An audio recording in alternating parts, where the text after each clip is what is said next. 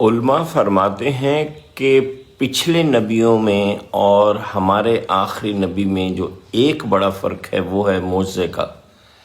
پچھلے تمام نبیوں کے معجزے ان کے ساتھ ہی ختم ہو گئے۔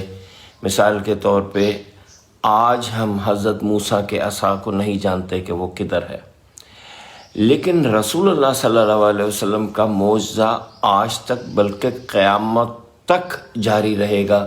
اس معجزے کا کوئی کسی بھی وقت دیکھ سکتا ہے۔ جی ہاں، وہ معجزہ ہے قرآن کا۔ اور حالیہ دور میں یعنی آرٹیفیشل انٹیلیجنس اور بگ ڈیٹا انالیسس کے دور میں تو قرآن کے معجزوں میں کئی گنا اضافہ ہو گیا ہے۔ ان میں سے ایک جو بڑی انٹرسٹنگ بات ہے قرآن کے معجزے کے حوالے سے، وہ ہے قرآن کے نیومیریکل بیلنس یعنی عددی تناسب، کہ کس طرح مختلف چیزوں کے نمبر جو ہیں وہ اس میں بیلنسڈ ہیں، حالانکہ یہ کتاب ایک دو چار آیتوں کی صورت میں 23 سال میں نازل ہوئی تھی۔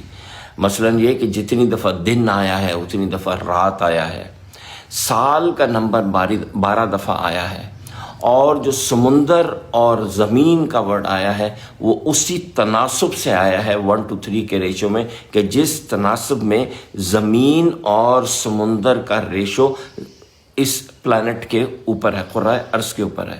لیکن اس کے بارے میں تو ہم بعد میں بات کریں گے۔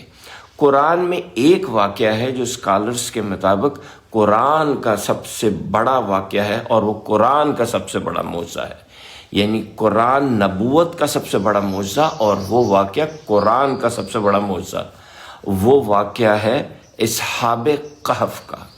اصحاب کہف کا واقعے میں کیا معجزہ ہے یہ تو ہم آپ کو بتائیں گے، لیکن یہ واقعہ آیا کیوں اس کو سمجھ لیجئے۔ قرآن نبی پاک کو جھوٹا ثابت کرنے کے لیے جو ایک تھیم کفار مکہ نے سوچی تھی وہ ہے جھوٹے کی تھیم، کیونکہ اس کے علاوہ انہیں کچھ اور سمجھ نہیں آ رہا تھا کہ وہ لوگوں کو کیا بتائیں کہ یہ آدمی کیا ہے۔ بالکل ویسے ہی جیسے رسول اللہ کی امت کے لیے آج جو ایک تھیم، ایک ورڈ ویسٹرن ورلڈ انہی کفار کی اولادوں نے سلیکٹ کیا ہوا ہے، وہ ٹیررسٹ کا ہے۔ ہر وقت ٹیررسٹ، ہر وقت ٹیررسٹ، ہر وقت ٹیررسٹ۔ تو اسی طرح رسول اللہ صلی اللہ علیہ وسلم کے خلاف جو انہوں نے ایک ورڈ سلیکٹ کیا ہوا تھا وہ تھا کذاب، یعنی جھوٹا۔ پرابلم اس کے ساتھ یہ تھی کہ رسول اللہ صلی اللہ علیہ وسلم اس سے پہلے 40 سال لوگوں میں رہ چکے تھے، اور وہ صادق الامین کے حوالے سے سب لوگوں میں جانے جاتے تھے۔ تو اب کیا کریں کہ جس سے یہ ثابت ہو سکے کہ نعوذ باللہ یہ فرد جھوٹا ہے؟ اس کے لیے عرب نے ایک ٹیکنیک سوچی۔ ایک دن وہ بیٹھے قریش مکہ کے لوگ، اور انہوں نے کہا کہ کوئی ایسی چیز ہو جو ہم نبی سے پوچھیں کہ جس کا جواب ان کے پاس نہ ہو، اور ہم کہہ سکیں کہ دیکھو یہ جھوٹا ہے، اس کو تو اس بات کا پتہ ہی نہیں۔ تو ان کے دماغ میں ایک آئیڈیا آیا۔ انہوں نے کہا کہ کیوں نہ مدینہ جائیں اور وہاں کے عیسائیوں سے پوچھے کہ کوئی ایسی چیز بتاؤ عیسائیت کے حوالے سے کہ جن کا کتابوں میں ذکر نہ ہو، لیکن وہ چیز آپ لوگوں میں مشہور ہو۔ جو سوال، جو انفارمیشن جا کے پھر ہم ان سے پوچھیں، رسول اللہ سے پوچھیں۔ رسول اللہ تو ہم کہہ رہے ہیں، انہوں نے تو کہا جی محمد سے پوچھیں، اور وہ اس کا جواب نہ دے سکیں اور ہم کہیں کہ یہ جھوٹے ہیں۔ اس آئیڈیا کے ساتھ 2 لوگ مدینہ گئے۔ وہاں وہ ان کی کونسل کے سامنے بیٹھے، یہودیوں کی، اور ان سے یہی بات کہی، عیسائیوں کی کونسل کے سامنے بیٹھے اور ان سے یہی بات پوچھی جو میں نے ابھی آپ کو بتائی۔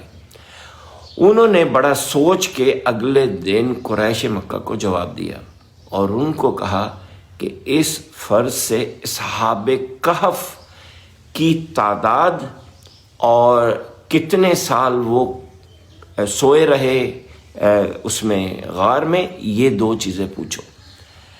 یاد رہے کہ اصحاب کہف کا واقعہ حضرت عیسیٰ کی پیدائش کے 150 سال کے بعد ہوا تھا، یعنی اگر یہ بات ان کو پتہ ہوگی تو سچے ہیں، نہیں ہیں تو جھوٹے ہیں۔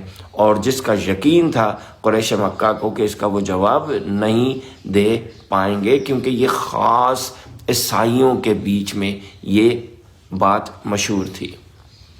اس بات کے ساتھ कुरैश के लोग वापस आए और रसूलुल्लाह सल्लल्लाहु अलैहि वसल्लम से पूछा कि ये असहाब कहफ की तादाद कितनी थी और वो कितना अरसा गार में सोए रहे, इसका जवाब दे।